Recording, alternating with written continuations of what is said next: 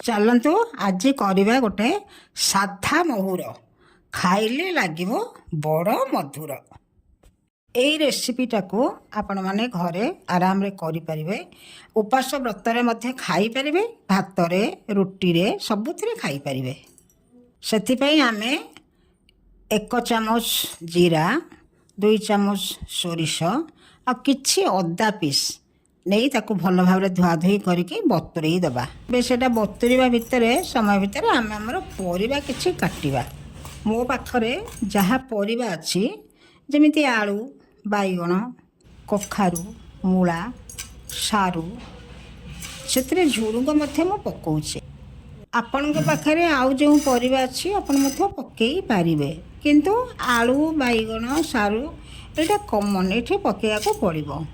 एमती परिबा हला आलू, सारू, मूला, अमृतभंडा एथिरे सब परिवार आग चोपा गुड़िक भल भाव क्लीन करी काटिदेबा, तापर पकेले भल हम। एथिपाई कि परिबा गुड़ा बहुत बड़ बड़ काटबेनी कि छोट भी काटबेनी, मझ मझा काटिले महुर पाई यहाँ आहरी भल हम।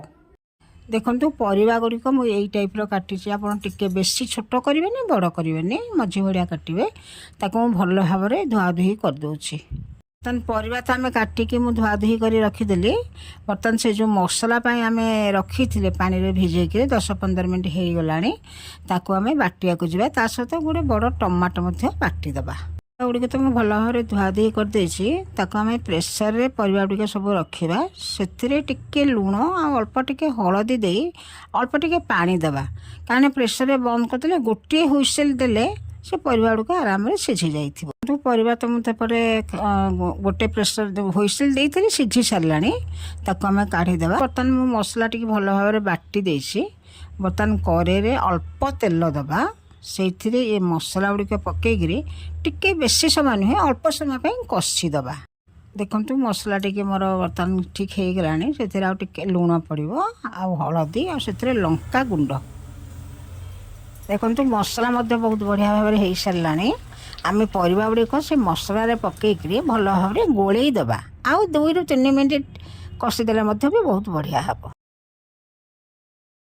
देखो बर्तमान आमर मसला कषि हो गला।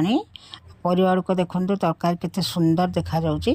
टिके धनिया पत्र ऊपर टिके पकेदेबा। आमर प्रस्तुत हो जाइछि साधा महुर खाइले लागिबो बड़ मधुर। तो साधा महुर खाइलु बहुत बढ़िया लगिला। आपण माने घरे ट्राई करंतु, यही टाइप्र करी खाआंतु, बहुत भल लागिबो। लाइक करंतु, शेयर करंतु, सब्सक्राइब मध्य करंतु।